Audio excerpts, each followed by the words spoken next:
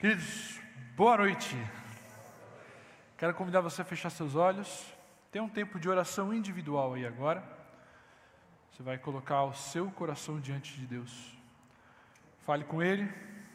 Peça para que o Senhor fale ao seu coração através da mensagem pregada da palavra de Deus. Então, ore aí você sozinho. Não é hora de você brincar com seu amigo, mandar mensagem. Esse é um tempo de oração individual aí.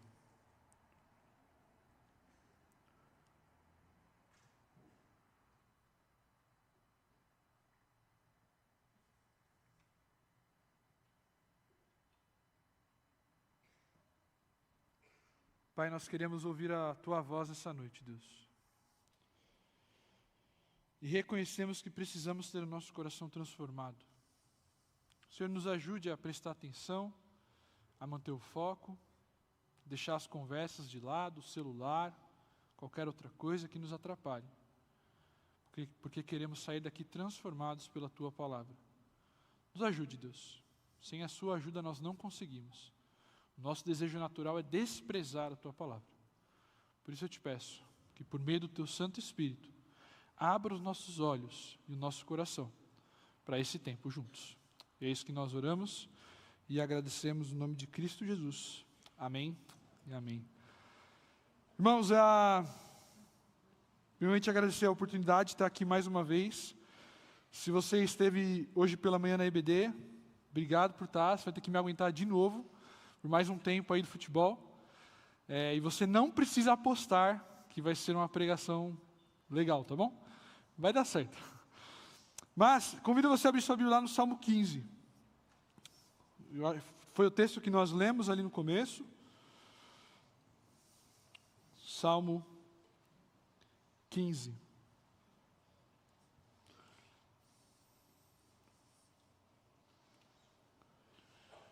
Eu não sei quantos dos irmãos passam por essa dificuldade que eu passo. Eu não gosto de ir ao médico. Mas de jeito algum. E quando a minha esposa ela fala que eu preciso ir ao médico, fazer o exame de check-up, irmãos, eu resisto muito. Eu só vou ao médico quando eu literalmente, já não quero sair da cama, estou com alguma coisa muito séria. Mas eu não gosto de fazer exames de rotina. Eu não sei se é coisa, eu acho que é coisa dos homens, né? Provavelmente também, mas também tem muitas mulheres que façam isso. Mas a gente não gosta de fazer esse exame, onde o médico vai fazer um exame de sangue, vai olhar e vai falar como você está.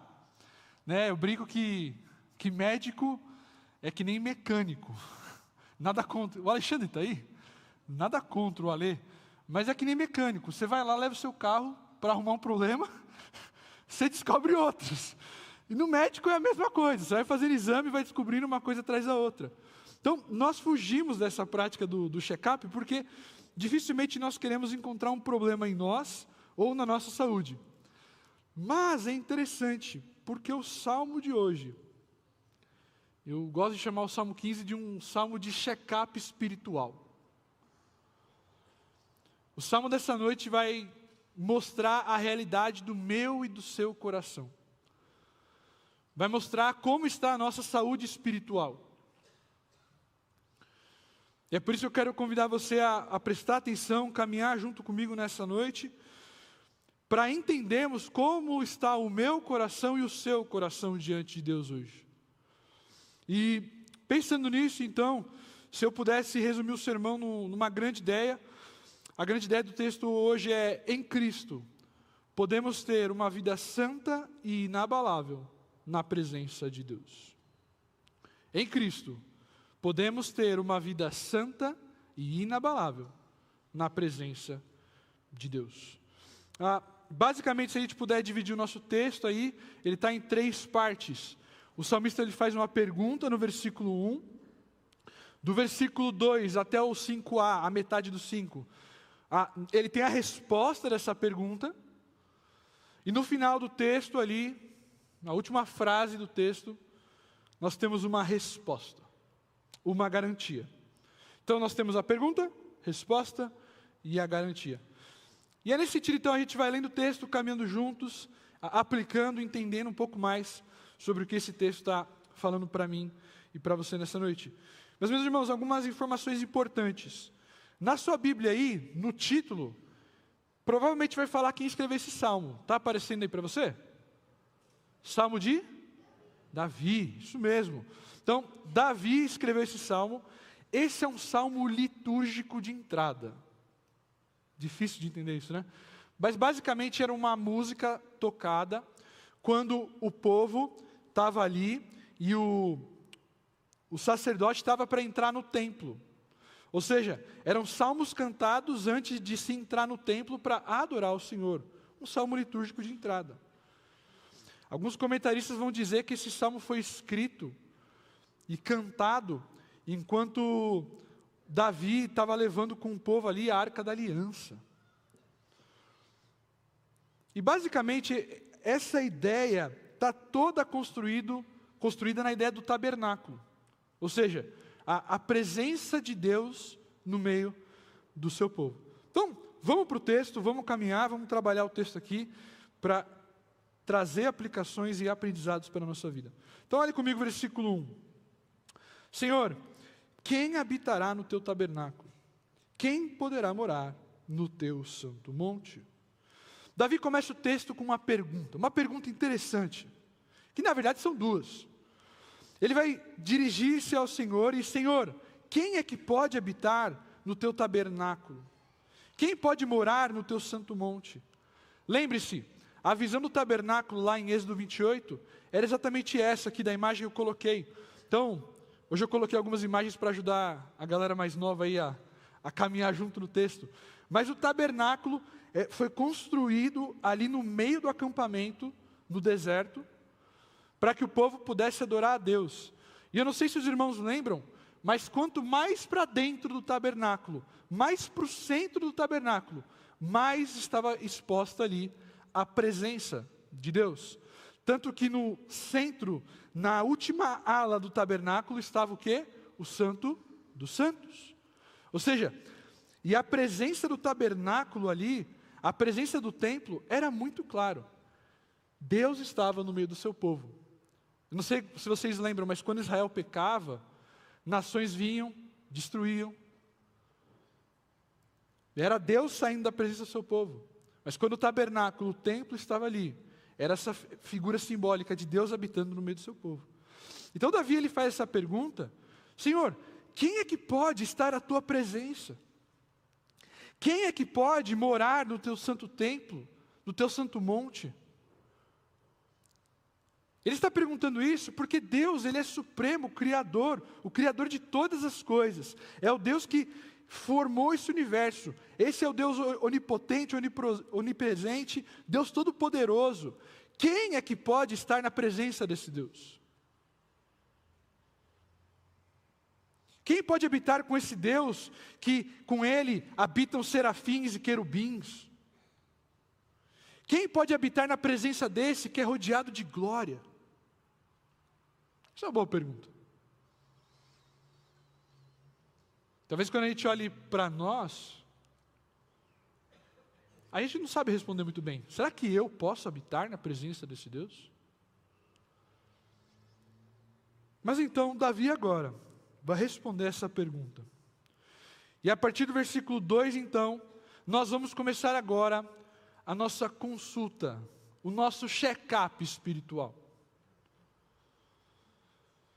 Eu quero que você, a partir do versículo 2 agora, comece a olhar para a sua vida e ver se você preenche esses requisitos para estar na presença de Deus. Então olhe comigo aí os primeiros 2 versículos, o versículo 2 e 3. Aquele que vive com integridade, que pratica a justiça e de coração fala a verdade. Versículo 3, aquele que não difama com sua língua, não faz mal ao próximo, nem lança injúria contra o seu vizinho. Então, irmãos, a primeira característica que nós vemos de alguém que pode habitar na presença de Deus é a integridade. Mas sabe o que é interessante? A gente cresce na igreja ouvindo esses conceitos. Você tem que ser um homem íntegro. O que é ser íntegro? Pensei. Tem que agir com integridade. Talvez você não saiba responder muito bem, sabe por quê? Porque é difícil. A gente cresce ouvindo esses conceitos e a gente não sabe o que significa.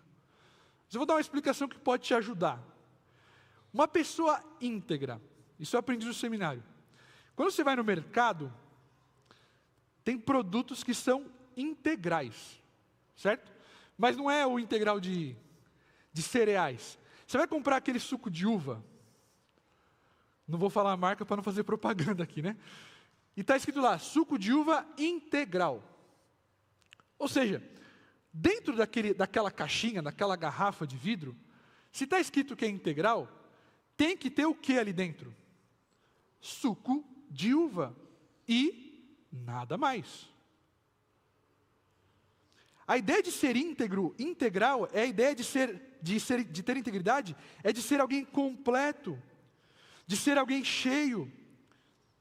É basicamente a ideia de não ter do que ter falta na sua vida, não de posses, mas é um caráter íntegro, completo. O teste do caráter íntegro é o teste do holofote. Ou seja, o que você faz quando as pessoas não estão te vendo? Quando você sai do holofote, quando ninguém está te vendo, qual é a sua conduta? Lá no seu trabalho, na sua faculdade, na sua escola. Agir com integridade e praticar a justiça. E que é interessante que nós vinculamos o ato de praticar a justiça com a justiça própria, mas não é isso. Mas o salmista vai mostrar que essa atitude de justiça é uma atitude do cristão. Um viver íntegro e um viver justo. Olha como é interessante, a gente clama por justiça. Mas olha como é difícil para nós aplicarmos a justiça. Seu melhor amigo errou com outra pessoa. E aí você vai fazer o quê? Você vai falar para o seu melhor amigo que ele errou?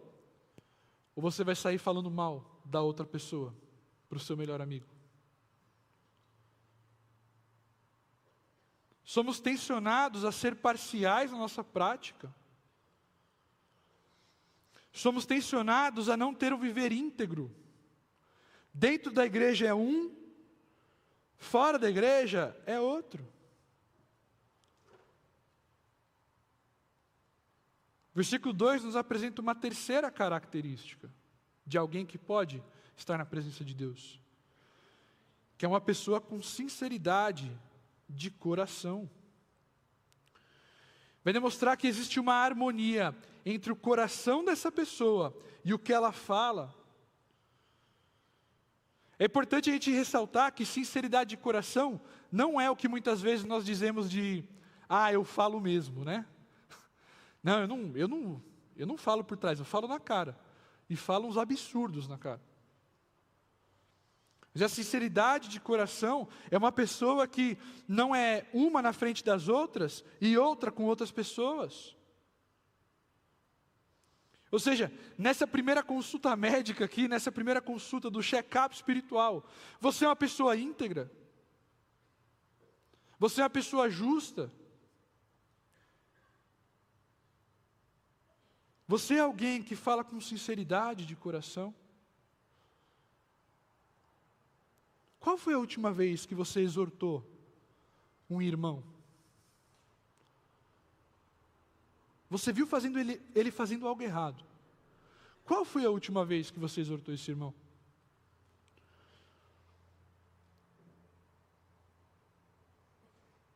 Nesse primeiro exame, então, nós somos expostos aqui agora.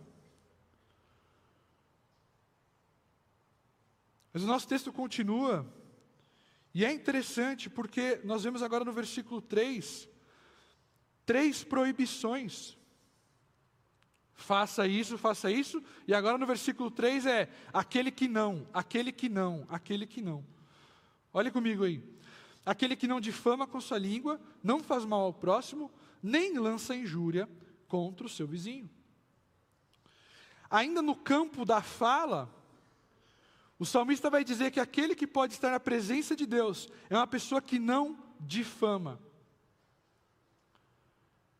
Lembre-se disso, difamar é desfamar uma pessoa.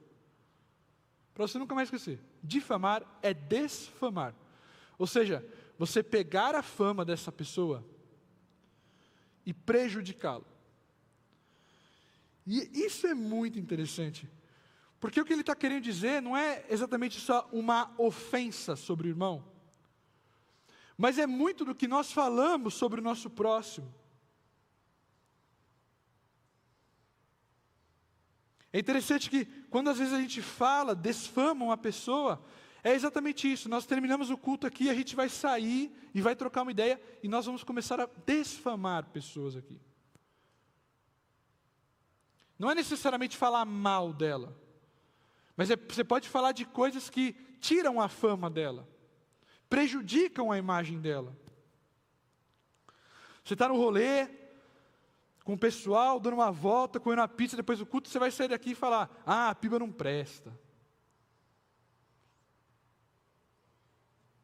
Aquele que habita na presença do Senhor, ele não pode difamar os outros. Versículo 3 ainda vai continuar dizendo, aquele que não faz mal ao seu próximo. Aí talvez nós pensamos, isso é muito pesado. Eu não faço mal. É interessante, porque Tiago 4,17 vai nos dar outra perspectiva do que é fazer o mal. Tiago 4,17 vai dizer assim, portanto, aquele que sabe que deve fazer o bem e não o faz, nisso está pecando. Fazer o mal não é necessariamente só fazer o mal, mas é deixar de fazer o bem. Aquele que habita, aquele que pode habitar na presença de Deus, é aquele que não faz mal ao próximo. Na verdade, ele faz o bem ao seu próximo. Irmãos, e a pergunta que eu faço para você é, e quantas vezes nós deixamos de fazer o bem para o nosso próximo? Ou fazer como Jesus disse no Sermão do Monte, fazer o bem para aqueles que nos perseguem.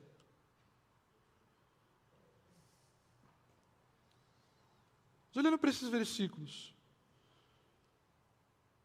ele continua dizendo que essa pessoa não lança injúria contra o seu vizinho, não lança mentiras, não lança problemáticas sobre o seu vizinho, não lança palavras torpes sobre o seu próximo.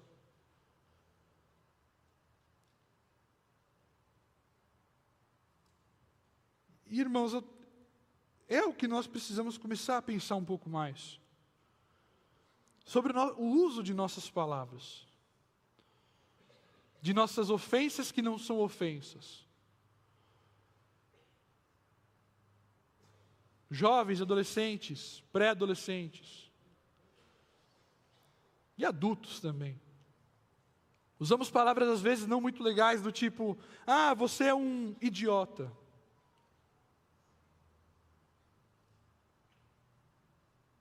Isso é injúria. Mas eu não quero ofender. Mas é injúria.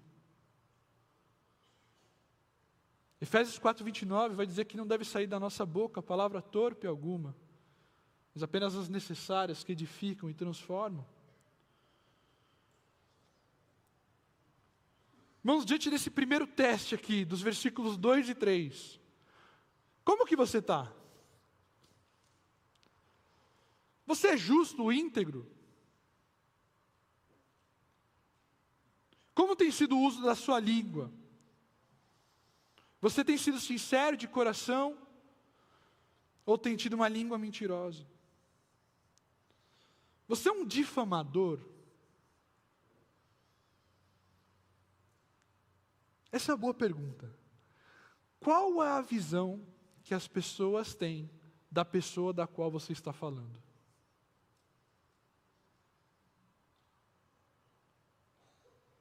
Quando você está falando do Zezinho para Mariazinha, qual que é a visão que a Mariazinha vai ter do Zezinho?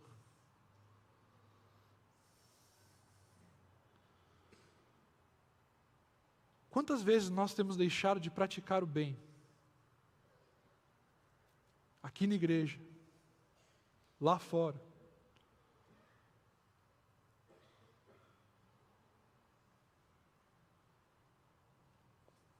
Está passando no teste? Está saudável espiritualmente? Nosso texto continua. E agora a gente vai olhar para o versículo 4 e 5, que nós teremos mais um bloco de características daquele que pode habitar na presença do Senhor. Olha o versículo 4. Aquele que a seus olhos tem por desprezível ao que merece reprovação, mas honra os que temem o Senhor. Ou seja, ele continua no mesmo formato, aquele que faz e aquele que não faz. Você vai ver logo em sequência. Mas é interessante, porque ele vai falar assim, aquele que tem aos seus olhos o que é desprezível ao Senhor. Ou seja, é a intenção de ter os mesmos olhos de Deus, enxergar as coisas da maneira que Deus enxerga. Amar o que Deus ama e odiar o que Deus odeia. Honrar aqueles que temem ao Senhor e reprovar aqueles que desprezam o Senhor. Mas sabe como é na prática? A gente ama o que Deus odeia e odeia o que Deus ama. Você quer um exemplo prático disso? Você está na roda com seus amigos e a fofoca está estralando. Aí chega o irmão e fala assim, ó, queridos, essa conversa não está legal. É fofoca, não agrada a Deus. Vamos trocar a conversa? Qual que é a reação da rodinha? Você está certo, irmão. A gente vai mudar. Ou, chegou o pastorzinho, chegou lá de novo, olha lá ele. Qual que é a reação da rodinha, gente? É a segunda. Nós honramos aquilo que Deus despreza. É muito crentão, chatão, caretão. Honramos aquilo que Deus não quer honrar. Mas aquele que pode habitar na presença de Deus, ele tem aos olhos o que é desprezível por Deus, é desprezível para ele. E queridos, nós precisamos agir assim em relação ao pecado. Nós precisamos odiar o pecado. Não é para você odiar o seu irmão. É para você ter raiva, é para você chorar pelo seu pecado. Isso que nós temos que desprezar. É isso que nós devemos reprovar. Mas honrar os que temem ao Senhor. E nós podemos fazer isso de maneiras muito práticas. Chega hoje à noite para o irmão que é um exemplo na fé para você. Honra ele. Irmão, você é um exemplo da fé para mim. Encoraje ele. Ainda continua no versículo 4.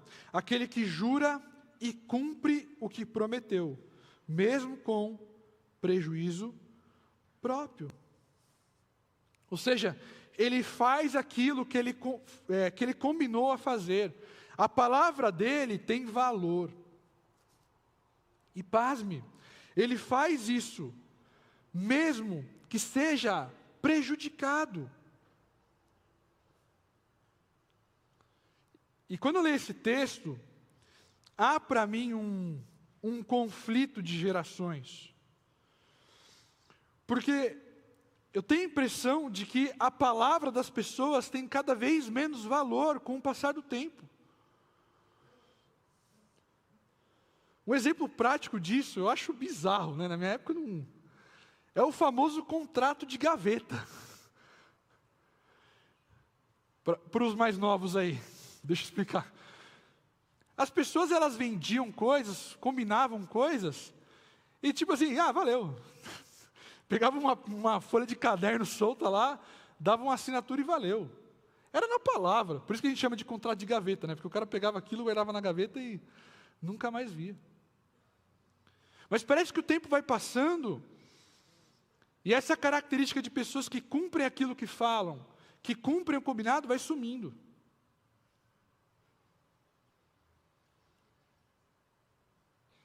E aqui talvez uma exortação aos homens. Mas é interessante que há muito tempo atrás, uma das características que eram relevantes no homem é porque ele era um homem de palavra. E parece que hoje nós temos perdido isso. É impressionante como na vida de igreja isso vai caminhando cada vez mais forte.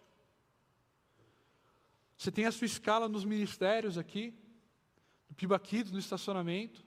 Você deu o seu nome, falou que ia ajudar. E aí qualquer outro compromisso. De novo, gente, tem compromisso e compromisso.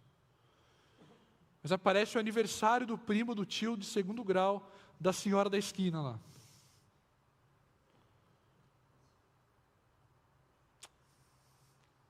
Galera do estacionamento, não vou conseguir hoje. Tenho um compromisso. Foi mal. E manda isso na meia-noite no sábado.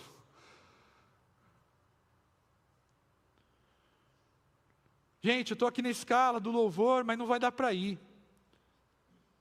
Mas, a gente combinou há um mês atrás que você ia estar com a gente. Pintou um compromisso. O compromisso foi o rolê na praia, que os seus amigos marcaram na sexta-feira à noite.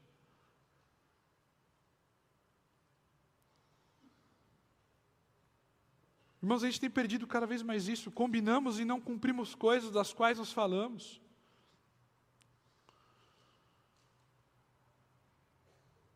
E o versículo 5 agora, então, vai falar de características daquilo que não faz. Olhe junto comigo. Aquele que não empresta o seu dinheiro com usura, nem aceita suborno contra o inocente. Aquele que não empresta o seu dinheiro com usura. Basicamente, queridos, essa é a ideia. A usura é juros, tá bom? Mas ali no contexto judaico, a usura era um juros abusivo. Ou seja, você pegava um dinheiro emprestado com a pessoa e a pessoa cobrava juros abusivos. Vocês querem um exemplo prático disso? É nas parábolas de Jesus, lembra? Daqueles servos que deviam dinheiro. Eles deviam muito dinheiro, por quê? Porque os juros eram abusivos. Aí você olha para essa característica e fala, isso não se aplica a mim. Por quê? Porque eu não empresto dinheiro para os outros. Eu nem tenho dinheiro. Vou emprestar para os outros. Interessante. Porque o salmista aqui está querendo deixar claro que não é uma característica só apenas ligada ao dinheiro, mas é uma característica de você usar pessoas e explorar pessoas. Desse modo, a gente consegue trazer para a nossa realidade viva, porque nós nos fazemos isso constantemente.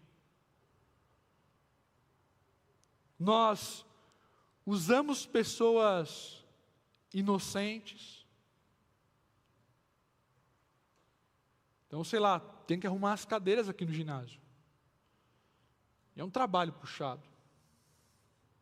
Aí você vai chegar para aquele irmão mais simples. Irmão, precisa que arruma as cadeiras para o reino de Deus. Aí aquele irmão mais simples está empilhando cadeira que nem louco. E você não empilha cadeiras. É interessante, né? Algumas pessoas podem se aplicar até a amizade fingida para ter algo em troca. Eu vou caminhar perto desse irmão, porque eu sei que ele tem uma chácara legal, e no final do ano ele pode ceder a chácara lá para fazer uma festa, né? Defraudamos pessoas, massageamos o nosso ego. Nós não emprestamos dinheiros com usura, mas nós exploramos pessoas. E ainda no versículo 5 vai dizer que é uma pessoa que não aceita suborno, uma pessoa que não se vende pelo dinheiro. Ela não se entrega aos seus desejos, e ela não se vende ao dinheiro sujo. Ela não troca suas convicções por coisas que não agradam a Deus. Pergunta para você: você é essa pessoa desse segundo bloco? Você é aquele que honra o que Deus honra e odeia o que Deus odeia? Você é aquele que não explora pessoas? Você é aquele que cumpre aquilo que prometeu, a sua palavra que você deu?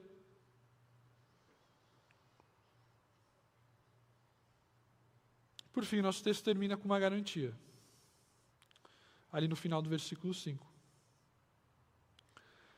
Quem age assim, não será jamais abalado. O Salmo termina então com uma garantia de que aqueles que vivem dessa maneira que o Salmo descreve, esses não serão abalados.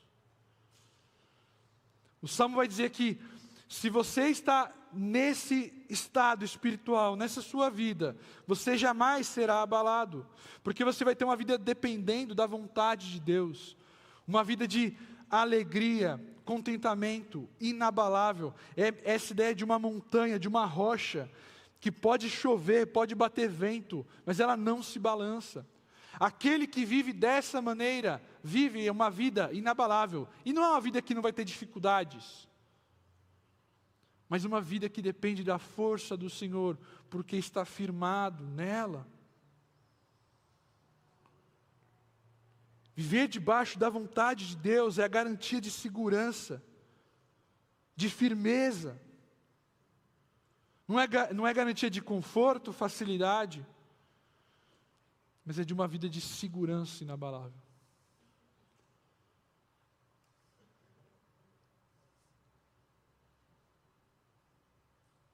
Queridos, está aqui o resumo da prova.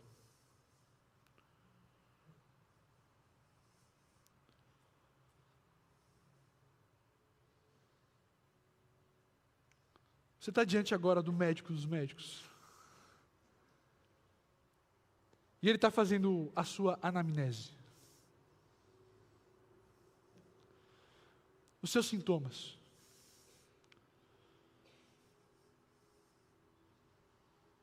Você é aquele íntegro, justo, verdadeiro, que não difama, não faz mal, não lança calúnias, rejeita a maldade, honra o bom, cumpre a palavra, não explora, não tem suborno. Você é esse? Você é esse que pode habitar na presença do Deus Altíssimo? É interessante que os judeus, muitos dos mestres da lei, comentários vão dizer que eles liam esse salmo em lágrimas, porque a resposta deles era: eu não sou esse. E talvez você olhando para essa exposição inteira, você está olhando para as suas mãos sujas, pecadoras, e falando: eu não sou esse. Eu não sou esse que pode habitar na presença de Deus. Nesse teste aqui, eu reprovo em todos.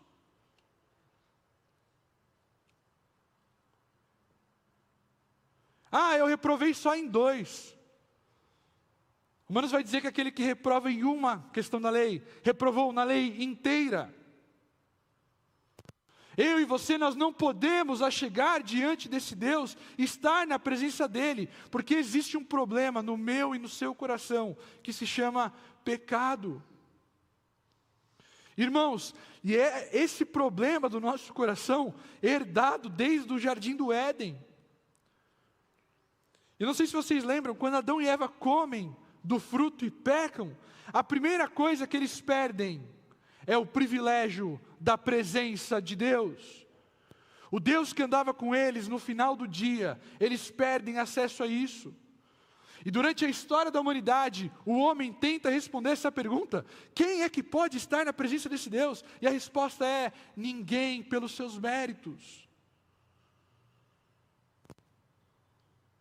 Mas graças a Deus, pela obra de Jesus na cruz,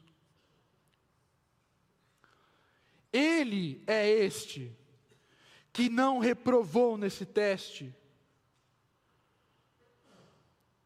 E é por meio dele, da sua morte e ressurreição, para aqueles que aceitam o sacrifício de Jesus, nós podemos habitar na presença de Deus.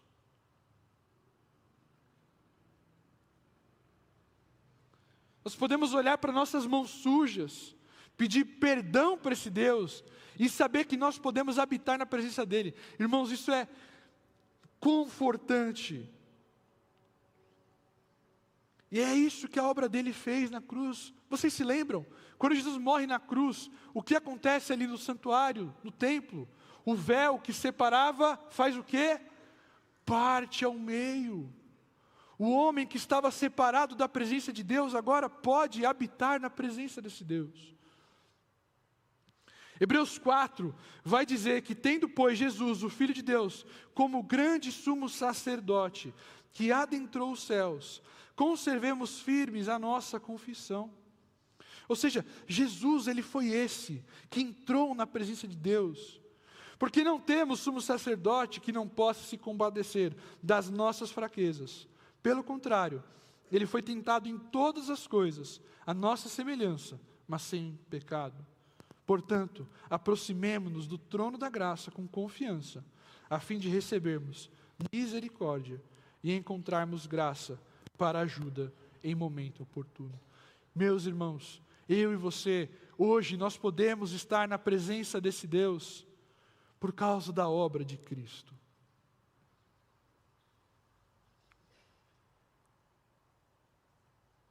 Mas eu ainda te faço uma pergunta. Para aqueles que estão em Jesus, qual que é a sua condição espiritual hoje?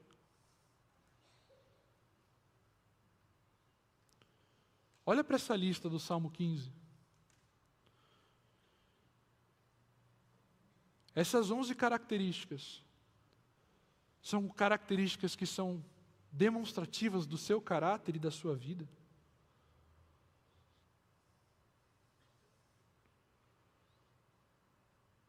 Como que você está hoje?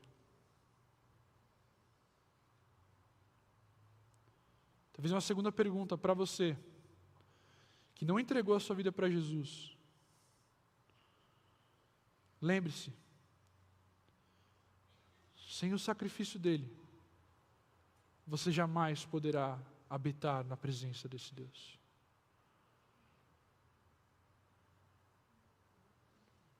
Porque você olha para suas mãos e você vê o pecado. Mas para aqueles que estão em Cristo, o sangue dele tem poder de nos purificar e perdoar de todos os pecados. Para que eu e você nós possamos assim habitar na presença desse Deus. Meus irmãos, em Cristo, nós podemos ter uma vida santa e inabalável na presença de Deus. Em Jesus, eu e você, nós podemos viver essa vida. Queridos, a gente não pode deixar isso de lado. Nós não podemos viver um estilo de vida do qual despreza. Senhor, eu já aceitei o seu sacrifício e agora para mim tanto faz. Mas nós devemos olhar para essa lista, olhar para a vida de Cristo e querer viver dessa maneira. O meu convite para você nessa noite não é para você sair daqui falando, eu sou um pecador miserável. Sim, também, mas eu quero que você saia daqui falando, em Cristo, eu posso viver essa vida. Eu quero ter boas falas nas minhas conversas. Eu quero cumprir com a minha palavra. Eu quero ser íntegro no meu comportamento, na minha casa, na minha escola, na minha faculdade, no meu trabalho, na minha vizinhança. Eu quero fazer o bem para o meu próximo. Irmãos, esse salmo, ele é curto, mas ele entrega de bandeja o que Deus quer de nós. É essa vida que Ele quer que nós vivamos. É por isso que eu te faço essa pergunta: o quão distante você está dessa vida? Qual é a sua condição espiritual? Talvez você entrou aqui nessa noite doente, morrendo. Você olha para essa lista do Salmo 15 e você olha para a sua vida, está totalmente ao contrário.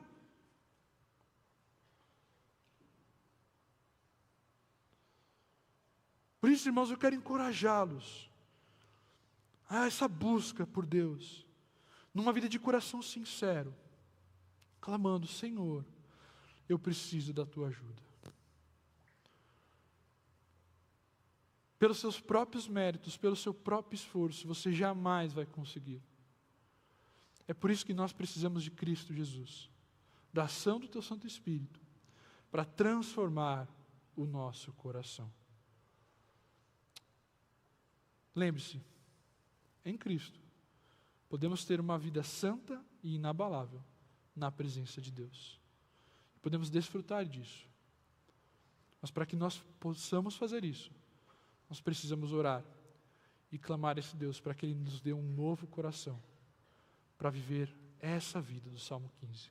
Então feche seus olhos e vamos falar com Deus.